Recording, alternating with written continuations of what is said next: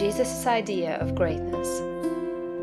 In the 23rd chapter of Matthew, Jesus makes a very plain distinction between true and false greatness, and also points out the one great danger to all who wish to become great, the most insidious of temptations, which all must avoid and fight unceasingly who desire to really climb in the world.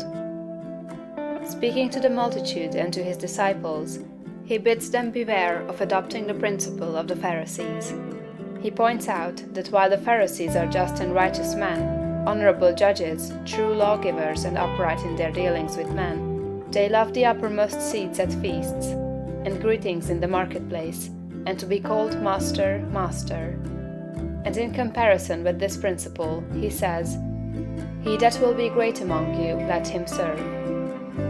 The average person's idea of a great man, rather than of one who serves, is of one who succeeds in getting himself served.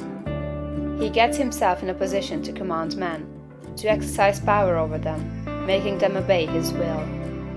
The exercise of dominion over other people, to most persons, is a great thing. Nothing seems to be sweeter to the selfish soul than this. You will always find every selfish and undeveloped person trying to domineer over others, to exercise control over other men. Savage men were no sooner placed upon the earth than they began to enslave one another. For ages, the struggle in war, diplomacy, politics, and government has been aimed at the securing of control over other men. Kings and princes have drenched the soil of the earth in blood and tears in the effort to extend their dominions and their power to rule more people.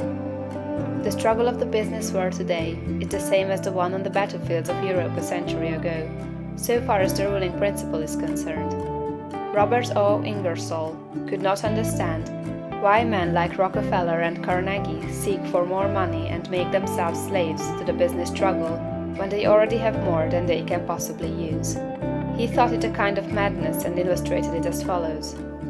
Suppose a man had 50,000 pairs of pants, 75,000 vests, 100,000 coats, and 150,000 neckties. What would you think of him if he arose in the morning before light and worked until it was dark every day, rain or shine, in all kinds of weather, merely to get another necktie? But it is not a good simile. The possession of neckties gives a man no power over other men, while the possession of dollars does. Rockefeller, Carnegie, and other kind are not after dollars, but power. It is the principle of the Pharisee. It is the struggle for the high place.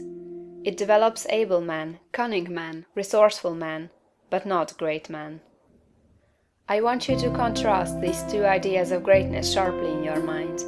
He that will be great among you, let him serve.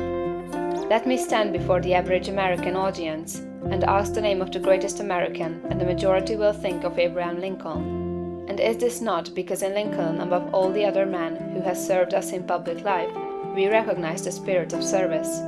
Not servility, but service. Lincoln was a great man because he knew how to be a great servant. Napoleon, able, cold, selfish, seeking the high places, was a brilliant man. Lincoln was great, Napoleon was not. The very moment you begin to advance and are recognized as one who is doing things in a great way, you will find yourself in danger. The temptation to patronize, advise, or take upon yourself the direction of other people's affairs is sometimes almost irresistible. Avoid, however, the opposite danger of falling into servility, or of completely throwing yourself away in the service of others. To do this has been the ideal of a great many people. The completely self-sacrificing life has been thought to be the Christ-like life, because, as I think, of a complete misconception of the character and teachings of Jesus. I have explained this misconception in a little book that I hope you may all sometime read, A New Christ. Thousands of people imitating Jesus, as they suppose, have belittled themselves and given up all else to go about doing good, practicing an altruism that is really as morbid and as far from great as the rankest selfishness. The finer instincts, which respond to the cry of trouble or distress, are not by any means all of you.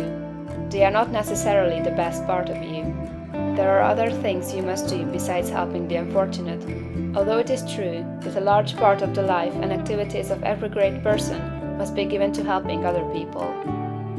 As you begin to advance, they will come to you. Do not turn them away, but do not make the fatal error of supposing that a life of complete self-abnegation is the way of greatness. To make another point here, let me refer to the fact that Swedenborg's classification of fundamental motives is exactly the same as that of Jesus.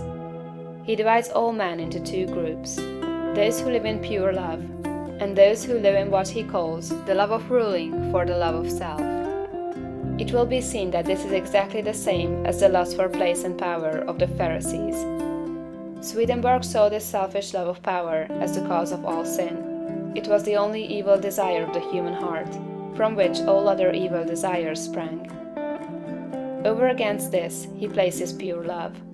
He does not say love of God or love of man, but merely love. Nearly all religionists make more of love and service to God than they do of love and service to man. But it is a fact that love to God is not sufficient to save a man from the lust for power, for some of the most ardent lovers of the deity have been the worst of tyrants. Lovers of God are often tyrants, and lovers of man are often meddlesome and officious. End of chapter 18.